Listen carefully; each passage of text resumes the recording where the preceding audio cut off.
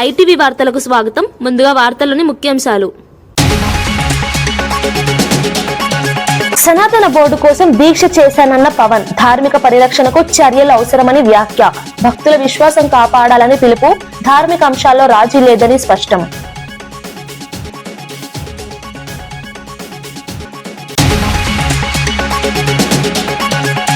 సాగునీటి ప్రాజెక్టులపై చర్చకు హరీష్ సవాల్, మైకులు కట్ చేయకుండా అసెంబ్లీలో చర్చ, ప్రజలే న్యాయ నిర్ణేతలని వ్యాఖ్య, పారదర్శకత కోరిన మాజీ మంత్రి.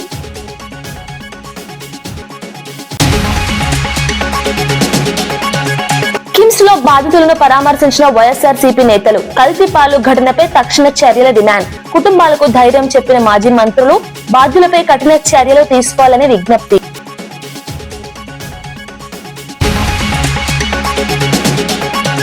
నగ్న రాజకీయాల వ్యాఖ్యపై రాహుల్ కౌంటర్, అహింసాత్మక నిరసన ప్రజాస్వామ్య హక్కు అని వ్యాఖ్య, ట్రేడ్ డీల్ పై ప్రభుత్వం సమాధానం చెప్పాలని డిమాండ్, నిరసన హక్కును గౌరవించాలని పిలుపు.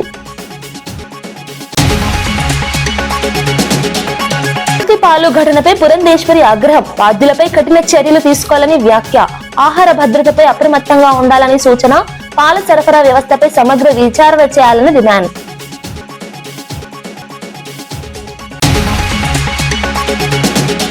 రాజమండ్రిలో కల్తీపాలు ఘటనలో అనారోగ్యానికి గురై కిమ్స్ ఆసుపత్రిలో చికిత్స పొందుతున్న బాధితులను వైఎస్ఆర్సీపీ నేతలు పరామర్శించారు. మాజీ మంత్రి విడుదల రజని, మాజీ హోం మంత్రి తానేటి వనిత, సిది అప్పలరాజు, చెల్లిపోయిన వేణు, మాజీ ఎంపీ భరత్, జక్కంపూడి రాజా ఆసుపత్రికి చేరుకొని బాధితుల ఆరోగ్య పరిస్థితిని అడిగి తెలుసుకున్నారు. కుటుంబ సభ్యులతో మాట్లాడి ధైర్యం చెప్పారు. ఈ ఘటనపై ప్రభుత్వం తక్షణ చర్యలు తీసుకోవాలని డిమాండ్ చేశారు. కల్తీ పాల సరఫరాకు బాధ్యులపై కఠిన చర్యలు తీసుకోవాలని కోరారు. బాధితులకు పూర్తి స్థాయి వైద్య సహాయం అందించాలని సూచించారు. ఇలాంటి ఘటనలు పునరావృతం కాకుండా పర్యవేక్షణ కట్టుదిట్టం చేయాలని తెలిపారు.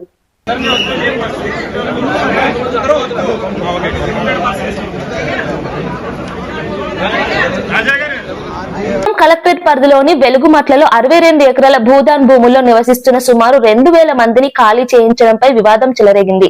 కొంతమంది కాంట్రాక్టర్ల ప్రయోజనం కోసం కాంగ్రెస్ ప్రభుత్వం అన్యాయంగా వ్యవహరిస్తోందని అడ్వకేట్ సుగుణరావు ఆరోపించారు.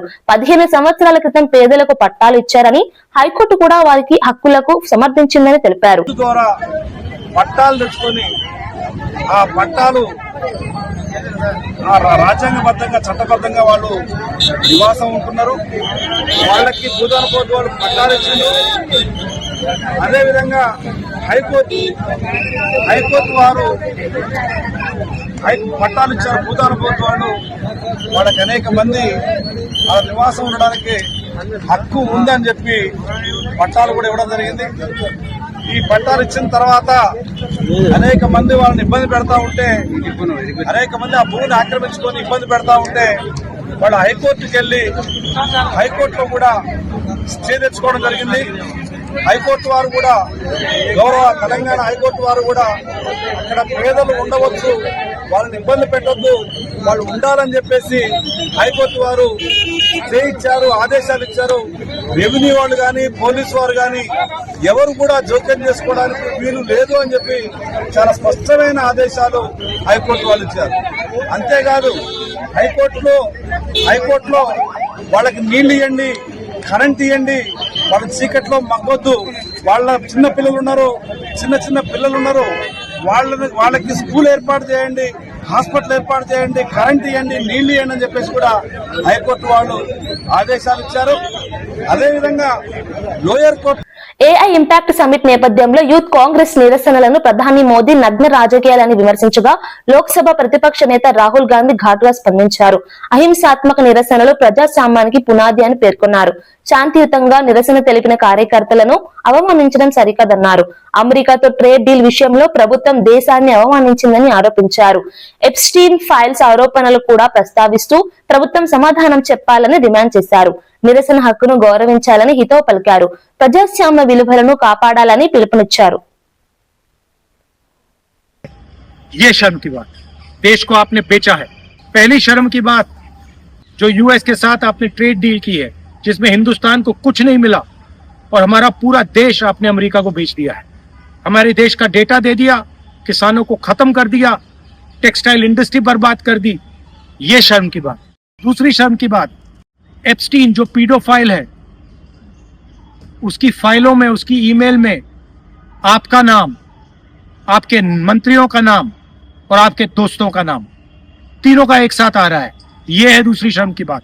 और तीसरी शर्म की बात, अदानी पे जो केस चल रहा है, पूरा देश जानता है कि वो अदानी पर नहीं, बीजेपी और आपके फाइनेंशियल आर्किटेक्चर पर केस है और पूरा देश। రాజమండ్రిలో కల్తీ పాలు కారణంగా నలుగురు మరణించిన ఘటనపై ఎంపీ దగ్గుబాటి పురంధేశ్వరి తీవ్ర ఆగ్రహం వ్యక్తం చేశారు. ఈ ఘటన కనువిప్పు కావాలని పేర్కొన్నారు. ఆహార భద్రత విషయంలో అధికారులు అప్రమత్తంగా వ్యవహరించాలని సూచించారు. బాధ్యులపై కఠిన చర్యలు తీసుకోవాలని డిమాండ్ చేశారు. ప్రజల ఆరోగ్యాన్ని ప్రమాదంలో పెట్టే వారిని ఉపేక్షించకూడదన్నారు. పాల సరఫరా వ్యవస్థపై సమగ్ర విచారణ జరిపి నివేదిక ఇవ్వాలని కోరారు. ఇలాంటి ఘటనలు పునరావృతం కాకుండా కట్టుదిట్టమైన చర్యలు అవసరమని స్పష్టం చేశారు. ఎవరైతే పాలు అందరికీ పోస్తూ ఉంటాడు, అతను స్వయంగా గొడ్లని ఆవుని పెట్టుకోవటం కాకుండా 42 మంది రైతుల దగ్గర నుండి పాల సేకరణ చేసి రోజుకి 120 లీటర్లు ఈ ఇళ్ళకి పోస్తూ ఉంటారు. 106 ఇళ్ళకి పోస్తూ ఉంటాడు. ఆ సందర్భంలో అతను ఏదైతే రాత్రి సేకరించిన పాలు డీప్ ఫ్రీజర్లో, అంటే చిల్లింగ్ కోసం అని చెప్పి చల్లగా ఉండాలి, పాడవకూడదు అనేటువంటి ఆలోచనతోటి చిల్లర్లో ఏదైతే ఈ పాలు అతను నిల్వ చేస్తూ ఉంటాడో దాని నుండి అక్కడ 10వ తరగతి ఫలితాల్లో జిల్లాను అగ్రస్థానంలో నిలిపేందుకు సమన్వయంతో కృషి చేయాలని జిల్లా కలెక్టర్ రాజర్షి షా పిలుపునిచ్చారు. వీడియో కాన్ఫరెన్స్ ద్వారా తల్లిదండ్రులతో మాట్లాడి పరీక్షల ప్రాధాన్యత వివరించారు. విద్యార్థులకు ప్రత్యేక తరగతులు నిర్వహిస్తున్నామని తెలిపారు. ప్రోటీన్ స్నాక్స్ అందిస్తూ ఆరోగ్యంపై దృష్టి సారిస్తున్నామని చెప్పారు. మొబైల్ టీవీలకు దూరంగా ఉంచి చదువుపై దృష్టి పెట్టాలని సూచించారు. యోగా, ధ్యానం ద్వారా మానసిక స్థైర్యం పెంచాలని తెలిపారు. ఉపాధ్యాయులతో తల్లిదండ్రులు నిరంతరం సంప్రదించాలని కోరారు. 100% ఉత్తీర్ణత సాధించాలనే లక్ష్యంతో అందరూ కలిసికట్టుగా పనిచేయాలని ఆకాంక్షించారు.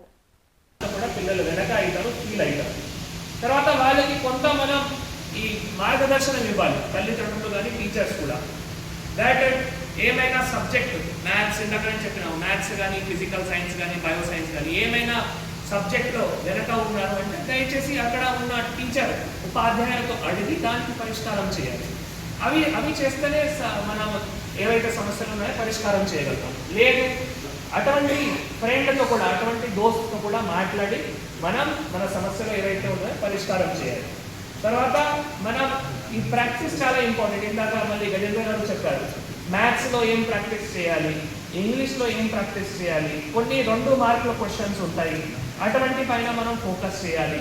తర్వాత ఒక టైం టేబుల్ ఉండాలి. ఇందాక నేను టైం టేబుల్ కూడా క్లియర్గా చెప్పాము, డైలీ ఎట్లా టైం టేబుల్ ఉండాలి అంటే అటువంటి చేస్తేనే అక్కడ తల్లిదండ్రులు వాళ్ళ అమ్మాయిలు అబ్బాయిలకి ఇట్లా మంచి వాతావరణం ఇస్తేనే మళ్ళీ అబ్బాయిలు అమ్మాయిలు చాలా మంచి రిజల్ట్స్ కూడా సాధించగలుగుతారు.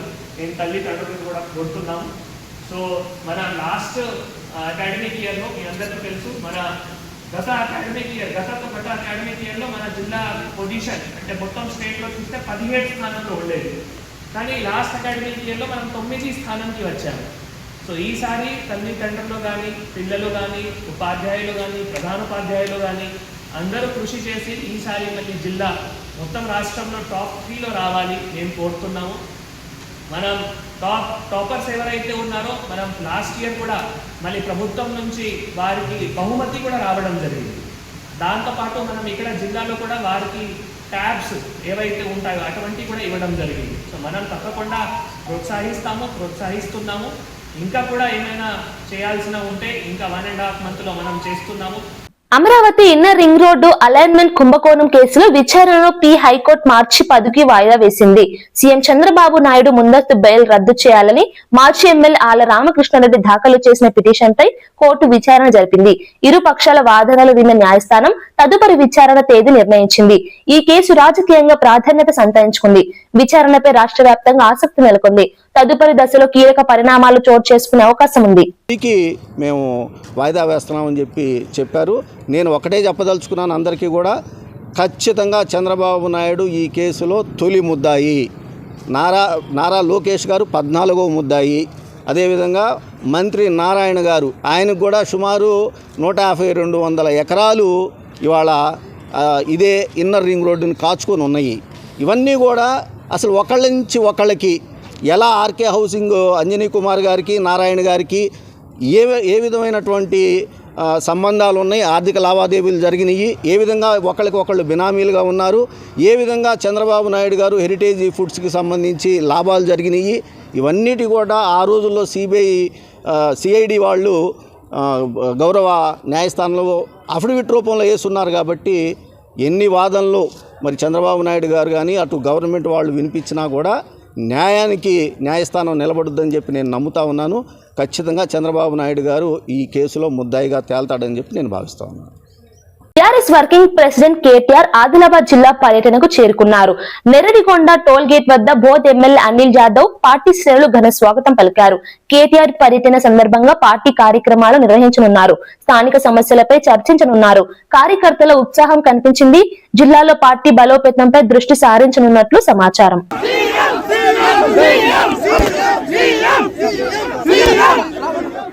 సుందరీకరణలో భాగంగా కిస్మత్పుర దర్గా ప్రాంతాల్లో భూ సేకరణకు నోటిఫికేషన్ జారీ చేసినట్లు ఆర్డీఓ వెంకటరెడ్డి తెలిపారు.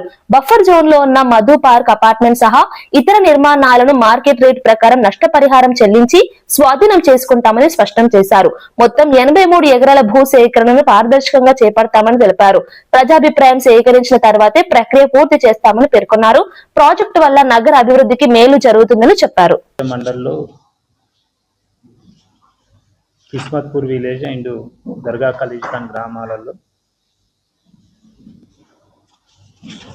భూసేకరణ చేయడానికి ప్రాథమిక నోటిఫికేషన్ ఇవ్వడం జరిగింది. దాంట్లో దర్గా ఖలీజ్ఖాన్లో 24 ఎకరాల 38 గుంటలు, కిస్మత్పూర్లో 19 ఎకరాల 10 గుంటలకు సంబంధించి మనం ప్రాథమిక నోటిఫికేషన్ ఇవ్వడం జరిగింది. అయితే ఈ రెండు గ్రామాలకు సంబంధించి ఏదైతే మనకి రిక్రియేషన్ ఎంఆర్డీసీఎల్ నుంచి రావడం జరిగిందో దానికి సంబంధించి చూసినప్పుడు ఈ రెండు గ్రామాలలో నోటిఫై చేసిన ఏరియా అంతా కూడా బండు కింద 500 మీటర్స్ లోపల ఉన్న ఏరియాకి సంబంధించిన ప్లేస్ అది. So as per existing rules ప్రకారము బండు కింద 500 మీటర్ల లోపు కన్స్ట్రక్షన్స్ ప్రొహిబిటెడ్ ఏరియా అది. భవిష్యత్తులో కానీ ఇప్పుడున్న రూల్స్ ప్రకారం కానీ అక్కడ ఎలాంటి నిర్మాణాలు చేయడానికి అవకాశం లేదు. సో ఇటువంటి భూమిని భూసేకరణ చేసి ఆ భూమిని కోల్పోతున్న రైతులకు కూడా మెరుగైన నష్టపరిహారం చెల్లించి తీసుకోవడానికి ప్రభుత్వము ఏదైతే మూసి సుందరీకరణలో భాగంగా ఈ యొక్క భూసేకరణ కార్యక్రమాన్ని చేపట్టడం జరిగింది. అందులో ముఖ్యంగా ఏదైతే 500 మీటర్ల లోబడి యొక్క నిర్మాణాలకు అనుమతి లేని ప్రాంతం ఏదైతే ఉందో ఆ ప్రాంతానికి సంబంధించి మనము బండి కింద, ముఖ్యంగా ఈ బండి కింద 500 మీటర్ల లోపు కన్స్ట్రక్షన్ అవకాశం లేదు. సో దానికి సంబంధించి ఆ భూమిని సేకరించడానికి మనము భూసేకరణ ప్రక్రియను చేపట్టడం జరిగింది. అంతేకాకుండా ఎగ్జిస్టింగ్ నిబంధన ప్రకారం ఏదైతే ఉందో మూసీ రివర్ కానీ ఈసా రివర్ కానీ 50 మీటర్ల బఫర్ జోన్ వరకు మాత్రమే మనము భూసేకరణ చేయడానికి ప్రక్రియ ప్రారంభించడం జరిగింది. అయితే ఇప్పుడు మనం నోటిఫై చేసిన ఏరియా ఏదైతే దర్గా ఖలీజ్ఖాన్ కానీ కిస్మత్పూర్ ఏరియా కానీ ఇది 500 మీటర్ల బండి కింద ఉంది, విత్ ఇన్ ద 500 మీటర్స్లో ఉంది. ఇది కన్స్ట్రక్షన్కి అవకాశం లేదు. అంతేకాకుండా మనము బండ్లగూడ జాగీర్ అలాగే ఉప్పర్పల్లి హైదర్గూడలో కూడా మనము ఒక 42 ఎకరాలకి ప్రాథమిక నోటిఫికేషన్ ఇవ్వడం జరిగింది. ముఖ్యంగా దీంట్లో బండ్లగూడ జాగీర్కి సంబంధించి మధు రిజ్ పార్క్ సంబంధించి వాళ్ళకి 6.5 ఎకరాల వరకు అపార్ట్మెంట్స్ నిర్మాణంలో ఉండి దాదాపు 425 ఫ్లాట్స్ కూడా అందులో ఉన్నాయి. దానికి సంబంధించి వెరిఫై చేసినప్పుడు దాదాపు వారికి ఉన్న 6.5 ఎకరాలలో 2.5 ఎకరాల పైబడి కూడా 50 మీటర్ బఫర్ జోన్లో వస్తుంది. దాదాపు 30 నుంచి 40% ఫ్లాట్స్ బఫర్ జోన్లో ఉన్నాయి. గతంలో వారు కన్స్ట్రక్షన్ చేసినప్పుడు అనుమతుల మేరకే కన్స్ట్రక్షన్ చేసి దాంట్లో నిర్మాణం కంప్లీట్ చేసినామని చెప్పేసి చెప్పడం జరిగింది. ఆ రోజుల్లో అనుమతులు కూడా తీసుకున్నామని కూడా చెప్పడం జరిగింది. అయినప్పటికీ ప్రభుత్వము హైదరాబాద్ సైబర్ క్రైమ్ పోలీసులు ఆపరేషన్ ఆక్టోపస్ పేరుతో దేశవ్యాప్తంగా భారీ నెట్వర్క్ ను ఛేదించారు. 16 రాష్ట్రాల్లో ఒకేసారి దాడులు నిర్వహించి 104 మంది నిందితులను అరెస్ట్ చేశారు. వీరిలో బ్యాంకు అధికారులు కూడా ఉండటం కలకలం రేపింది. నిందితులపై మొత్తం 1055 కేసులు నమోదయ్యాయి. ఇప్పటి వరకు సుమారు 127 కోట్ల రూపాయల మోసాలకు పాల్పడ్డట్లు పోలీసులు వెల్లడించారు. వారి వద్ద నుంచి 36 లక్షల నగదు 200కు పైగా మొబైల్ ఫోన్లు స్వాధీనం చేసుకున్నారు. ఆన్లైన్ మోసాలు, ఫిషింగ్, బ్యాంకింగ్ ఫ్రాడ్లపై దర్యాప్తు కొనసాగుతోంది. ఈ ఆపరేషన్ తో సైబర్ నేరాలకు పెద్ద దెబ్బ తగిలిందని పోలీసులు తెలిపారు.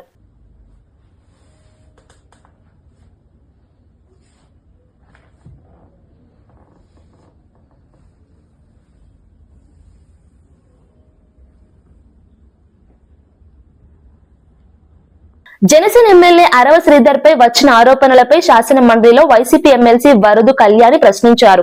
ఒక మహిళ మీడియా ముందుకు వచ్చి తనపై 5 సార్లు బలవంతపు అబార్షన్ చేయించారని ఆరోపించిందని గుర్తు చేశారు. ఇలాంటి తీవ్రమైన ఆరోపణలు ఉన్నప్పటికీ పోలీసులు ఇప్పటి వరకు ఎందుకు చర్యలు తీసుకోలేదని నిలదీశారు. బాధితురాలికి న్యాయం జరగాలని డిమాండ్ చేశారు. మహిళల భద్రతపై ప్రభుత్వం స్పష్టమైన వైఖరి ప్రకటించాలని కోరారు. ఈ అంశంపై సమగ్ర విచారణ జరిపి నిజానిజాలు బయట పెట్టాలని విజ్ఞప్తి చేశారు. Please.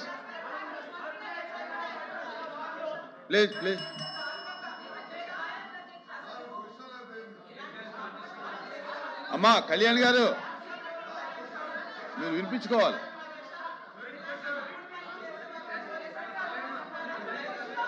ఇలాంటి దుర్మార్గులు మహిళల మీద, చిన్నారుల మీద అత్యాచారాలు చేస్తున్నారు. ప్రభుత్వ ఉద్యోగుల ఆరోగ్య భద్రత కోసం క్యాష్లెస్ ఎంప్లాయీ హెల్త్ స్కీమ్ అమలుకు మంత్రివర్గం ఆమోదం తెలిపింది. ఈ పథకం కింద 3,56,000 మంది రెగ్యులర్ ఉద్యోగులతో పాటు 2,88,000 మంది పెన్షనర్లు మరియు వారి కుటుంబ సభ్యులు కలిపి మొత్తం 17,07,000 మందికి లబ్ధి చేకూరనుంది. ఇకపై ఎంపానల్ ఆసుపత్రిలో ₹1 కూడా చెల్లించకుండానే వైద్య సేవలు పొందే అవకాశం ఉంది. 652 ఎంపానల్ అయిన ప్రైవేట్ హాస్పిటల్స్ లో సుమారు 1998 డిసీజెస్ ఏవైతే ఉన్నాయో వాటికి డిజిటల్ హెల్త్ ఎంప్లాయీ కార్డు అందించడం జరుగుతుంది. దీని ద్వారా రాష్ట్రంలో ఉద్యోగస్తులు, పెన్షనర్స్, వారి కుటుంబ సభ్యులందరికీ ఈ రాబోయే ఈ 2-3 రోజుల నుంచి ఏ హాస్పిటల్లో ఏదైతే 652 హాస్పిటల్స్ ఎంపానల్ అయి ఉన్నాయో ఆ హాస్పిటల్స్ లో 1998 డిసీజెస్ కు సంబంధించిన దాంట్లో ₹1 కూడా వారి నుంచి ఛార్జీ లేకుండా, మళ్ళా వారికి తిరిగి హాస్పిటల్లో చెల్లించే కార్యక్రమం లేకుండా ఈ హెల్త్ కార్డు సిస్టమ్ ద్వారా వారి బేసిక్ పే ఏదైతే గతం నుండి ఉద్యోగస్తులు అడుగుతున్నారో వారి బేసిక్ దమ్ముంటే అసెంబ్లీలో మైకులు కట్ చేయకుండా, కెమెరాలు తిప్పకుండా సాగునీటి ప్రాజెక్టులపై చర్చ పెట్టాలని మాజీ మంత్రి ఎమ్మెల్యే హరీష్ రావు సవాల్ విసిరారు. ఎన్ని రోజులైనా ఏ ప్రాజెక్టుపై అయినా చర్చించడానికి సిద్ధంగా ఉన్నామని తెలిపారు. ప్రజలే న్యాయ నిర్ణేతలని, ఎవరు ఏం చేశారో అసెంబ్లీ వేదికగా తేల్చుకుందామని అన్నారు. ప్రభుత్వం పారదర్శకంగా వ్యవహరించాలన్నారు. సాగునీటి ప్రాజెక్టులపై వాస్తవాలు బయట పెట్టాలని డిమాండ్ చేశారు. ప్రతిపక్ష స్వరాన్ని అనగతొక్కవద్దని హెచ్చరించారు. 48 లక్షల ఎకరాలకు తెలంగాణలో సాగునీరు అందించి చూపాం. నువ్వేం చేసినావు 2.5 ఏళ్లలో? కనీసం 1 లక్ష ఎకరాలకు నీళ్ళు ఇచ్చినావా? మాటలు తప్ప చేతలు లేవు. గోదావరి మీద చర్చకు మేము సిద్ధం. మైక్ కట్ చేయొద్దు, కెమెరా తిప్పొద్దు, ఇది ఒక్కటే షరతు మాది, ఇంకేం లేదు. ఎంతసేపు అన్నా మాట్లాడదాం, ఎన్ని రోజులైనా మాట్లాడదాం. నీ సంగతి మొన్ననే బయటపడ్డది. ఉత్తమ్ కుమార్ రెడ్డి గారు మీ జర్నలిస్టే సాక్ష్యం. ఆయన గారు దేవాదుల ప్రాజెక్టు మీద ఉత్తమ్ కుమార్ రెడ్డి గారు ఎక్స్ప్లెయిన్ చేస్తుంటే రేవంత్ రెడ్డి గారు ఆయన ఆపేసిండు. పాపం ఆయన పరిస్థితి దయనీయంగా అయిపోయింది ఉత్తమ్ కుమార్ రెడ్డిది. ఉత్తమ్ అన్న నువ్వు జరాగు, ఈ ప్రాజెక్టు మీద కడియం శ్రీహరి గారికి బాగా తెలుసు, ఈసారి రివ్యూ చేస్తే కడియం శ్రీహరిని పిలుచుకోవాల్సిండు. అంటే నీళ్ల మంత్రికి ఏం తెలియదని చెప్పకనే చెప్తున్నాడు. ఉత్తమ్ కుమార్ రెడ్డికి ఏమీ తెలియదని రేవంత్ రెడ్డి గారు మీడియా సాక్షిగా వరంగల్లోనే చెప్పిండు. ఉత్తమ్ కుమార్ రెడ్డిని ఇజ్జత్ తీసేసిండు. నీకేం తెలియదు, ఈ ప్రాజెక్ట్ గురించి కడియం శ్రీహరి గారికి తెలుసు, ఆయన్నే పిలుచుకో అంటాడు. ప్రాజెక్టు గురించి నీ మంత్రినే నువ్వు మాట్లాడనీయలేదు. రేపు అసెంబ్లీలో మాకు మైక్ ఇస్తావా? నువ్వు మమ్మల్ని మాట్లాడనిస్తావా? అందుకే నేను ఒకటే షరతు పెట్టినా, కెమెరా తిప్పొద్దు, మైక్ కట్ చేయొద్దు, మాట్లాడదాం. పట్టు ఎవరు ఏం చేశారో మాట్లాడదాం. రాష్ట్ర ప్రజలు చూస్తారు, ప్రజలే న్యాయ నిర్ణేతలు. చర్చిద్దాం. నువ్వు చంద్రబాబుకి ఎట్లా దాసోహమైనవో, మేడిగడ్డను, సమ్మక్క బ్యారేజీని, దేవాదులను పండబెట్టి ఆంధ్రాకు నీళ్లు కిందికి ఎట్లా వదులుతున్నావో, నల్లమల్ల సాగర్ కు నీ చీకటి ఒప్పందాన్ని బయట పెట్టడానికి మేము సిద్ధంగా ఉన్నాం. ఎప్పుడంటే అప్పుడు రెడీ. దమ్ముంటే అసెంబ్లీ పెట్టు, మైక్ కట్ చేయి. నెయ్యిలో జంతువుల కొవ్వు కలిసిందని సీఎం చంద్రబాబు చెప్పిన తర్వాత చాలా బాధపడ్డానని డిప్యూటీ సీఎం పవన్ కళ్యాణ్ తెలిపారు. ఈ ఘటనపై పశ్చాత్తాపంతో దీక్ష చేశానని వెల్లడించారు. సనాతన బోర్డు ఏర్పాటు కోసం డిమాండ్ చేశానన్నారు. హిందూ ధార్మిక వ్యవస్థ పరిరక్షణకు చర్యలు అవసరమని పేర్కొన్నారు. భక్తుల విశ్వాసాన్ని కాపాడటం ప్రభుత్వ బాధ్యత అని స్పష్టం చేశారు. ధార్మిక అంశాల్లో రాజీ పడబోమని తెలిపారు. ఈ అంశంపై విస్తృత చర్చ అవసరమని అన్నారు. పట్టుకోండి అని చెప్తా వచ్చాం తప్ప ఎక్కడా కూడా మీరు చేయించారని కానీ మీరు ఉన్నారని కానీ ఎక్కడ ఎందుకంటే తక్కువ అలా కూర్చోబెట్టి ఎలా పడితే అలా మాట్లాడటానికి బాధ్యత ఉంటాం కాబట్టి అలా మాట్లాడలేము. అలాగే ఇది కూడా గౌరవ ముఖ్యమంత్రి గారు రోజు ఎన్డీఏ సభలో చెప్పినప్పుడు మాకు కూడా ఏమనిపించిందంటే దీన్ని ఎలాగా అడ్రస్ చేయాలో నాకైతే ఇంటికి వెళ్ళాక నాకు అర్థం కాలేదు. ఇలాగ యానిమల్ ఫ్యాక్ట్ కూడా కలిసి ఇది ఎన్డీడీబీలో వచ్చింది అని, నేషనల్ డైరీ డెవలప్మెంట్ బోర్డు దాంట్లో. సో ఇవన్నీ కూర్చోబెట్టి మాట్లాడుతున్నప్పుడు నేను తర్వాత మార్నింగ్ నేను ట్వీట్ చేశాను అధ్యక్ష. దాని మీద ఎందుకు ట్వీట్ చేయాల్సి వచ్చిందంటే వరుసగా నన్ను ట్యాగ్ చేస్తే చాలా మెసేజ్లు వస్తూ ఉన్నాయంట. నా ఆఫీస్ నుంచి అన్ని పంపించేటప్పటికి నేను చూసాను ఏం జరిగిందంటే మీరు ఎవరు మాట్లాడరేంటి, ఇలాంటి రిపోర్ట్ ఉన్నప్పుడు కూడా మీరు ఎవరు మాట్లాడరు ఏంటంటే, అప్పుడు నా ఉద్దేశం ఏముందంటే దిగి ఈ దేవాలయాలు జరిగే ఇలాంటివన్నీ ఇవన్నీ కూర్చోబెట్టి దీనికి ఒక రక్షణ ఒక సనాతన ధర్మ రక్షణ బోర్డు లాంటి ఉంటే బాగుంటుంది. ఎందుకంటే ఇలాంటి కూర్చోబెట్టి చాలా న్యూట్రల్గా చాలా ఆబ్జెక్టివ్గా చేయొచ్చు ఇవి అనే ఉద్దేశంతో నేను పెట్టాను అధ్యక్ష. నాకు గిల్ట్ ఎక్కడొచ్చిందంటే అరే ఇవన్నీ మనకి లాస్ట్ 2-3 ఇయర్స్ మా టెంపుల్ దగ్గర తిరుమలకి వెళ్ళినప్పుడు కూడా గౌరవ మంత్రివర్యులు మనోహర్ గారు మేము వెళ్ళినప్పుడు మా దృష్టికి చాలామంది తీసుకొచ్చారు అధ్యక్ష. మేమే 2-3 పర్యాలు మేమే మాట్లాడుకున్నాం. సో నాకు అవన్నీ గుర్తొచ్చి అరే మనకి తప్పు జరిగింది తెలిసి మనం దాన్ని సరిగ్గా తీసుకెళ్ళకపోయిన ఒక పశ్చాత్తాపంతో నేను ఒక దీక్ష చేశాను అధ్యక్ష. ఆ తర్వాత దాన్ని అందరూ అన్ని రకాలుగా తీసుకెళ్ళారు సార్, 3 పార్టీస్. అలాగే మాకు తర్వాత మొన్న గౌరవ ముఖ్యమంత్రి గారు మనకి కేశవ్ గారు మా క్యాబినెట్లో కూర్చున్నప్పుడు మా దృష్టికి తీసుకొచ్చింది అసలు ఈ నెయ్యే లేదనేది చాలా స్పష్టంగా తెలియదు. మాకేమనిపించిందంటే ఏదైనా సరే innovation is very important in life. Innovation లేకపోతే ఈ పాటికి ఒక్కొక్కరు ఒక్కొక్కలా ఇన్నోవేట్ చేస్తారు. బట్ ఈ పర్టికులర్ ఈ గత ప్రభుత్వంలో ఉన్న వ్యక్తులు వీళ్ళు అరాచకంలో ఇన్నోవేషన్ చేశారు. వీళ్ళు కల్తీలు కూడా అంటే మామూలుగా ఒక నెయ్యి కావాలంటే పాలలోంచే కాకుండా ఒరిస్సా నుంచి హైదరాబాద్ కు అక్రమంగా తరలిస్తున్న గంజాయి, హాషిష్ ఆయిల్ ఖమ్మం ఎన్ఫోర్స్మెంట్ బృందాలు పట్టుకున్నాయి. వైరా IMFL డిపో ఎదుట తనిఖీలు నిర్వహిస్తున్న ఎక్సైజ్ సిబ్బంది అనుమానాస్పదంగా వచ్చిన మారుతి కారును ఆపి తనిఖీ చేయగా 101.2 కిలోల ఎండు గంజాయి, 2.7 కిలోల హాషిష్ ఆయిల్ స్వాధీనం చేసుకున్నారు. హర్యానా నంబర్ పేరుతో ఉన్న ఈ కార్ నంబర్ తప్పుడు నంబర్ గా తేలింది. మీరట్ కు చెందిన మహమ్మద్ అస్లాం అనే వ్యక్తి ఒడిశా రాష్ట్రం కలిమిల నుంచి ఈ మత్తు పదార్థాలను తరలిస్తున్నట్లు గుర్తించారు. పట్టుబడిన గంజాయి, hashish oil, car, cell phone విలువ సుమారు 67,20,000గా అంచనా వేశారు. నిందితుడిని వైరా ఎక్సైజ్ స్టేషన్ కు తరలించారు. సమాచారం ఉంటే టోల్ ఫ్రీ నంబర్ 1800-425-2523 కు తెలియజేయాలని అధికారులు విజ్ఞప్తి చేశారు. పబ్లిక్ మీ ద్వారా మనం ఏంటంటే ఈ గంజాయి, డ్రగ్స్, నాటు సారాయి, ఇతర మాదక ద్రవ్యాల మీద ఏదైనా ఇన్ఫర్మేషన్ ఉంటే 1800-425-2523 1800-425-2523కి సమాచారం చేరవేస్తే వారి యొక్క వివరాలు మేము కన్సీల్ చేస్తాము, ఎవరికి చెప్పాము. తద్వారా సమాజాన్ని మనందరం కలిసి బాగుపరచుకొని డ్రగ్స్ రహిత తెలంగాణ కోసం ఉద్యమిద్దాము, మనందరము చేయి కలుపుదామని మీ అందరికీ కోరుకుంటున్నాం. సార్ సుమారు ఎన్ని కేజీలు?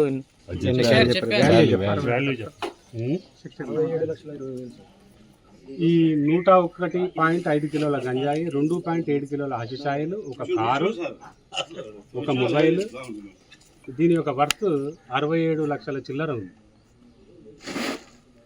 రూపాయలు 67 లక్షల చిల్లర దీని యొక్క వర్త్, ఈరోజు సీజ్ చేసినటువంటి ప్రాపర్టీ వర్త్. Thank you. వార్తలు ముగించే ముందు ముఖ్యాంశాలు మరోసారి. సనాతన బోర్డు కోసం దీక్ష చేశానన్న పవన్, ధార్మిక పరిరక్షణకు చర్యలు అవసరమని వ్యాఖ్య. భక్తుల విశ్వాసం కాపాడాలని పిలుపు, ధార్మిక అంశాల్లో రాజీ లేదని స్పష్టం.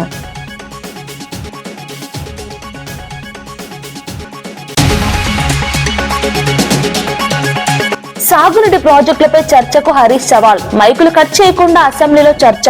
ప్రజలే న్యాయ నిర్ణేతలని వ్యాఖ్య. పారదర్శకత కోరిన మాజీ మంత్రి.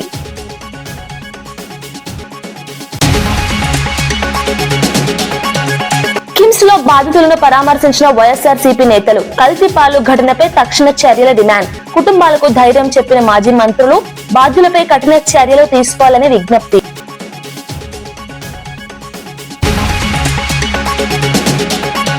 నగ్న రాజకీయాల వ్యాఖ్యపై రాహుల్ కౌంటర్. అహింసాత్మక నిరసన ప్రజాస్వామ్య హక్కు అని వ్యాఖ్య. ట్రేడ్ డీల్ పై ప్రభుత్వం సమాధానం చెప్పాలని డిమాండ్. నిరసన హక్కును గౌరవించాలని పిలుపు.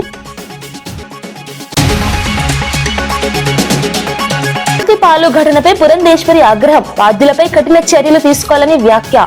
ఆహార భద్రతపై అప్రమత్తంగా ఉండాలని సూచన. పాల సరఫరా వ్యవస్థపై సమగ్ర విచారణ చేయాలని డిమాండ్.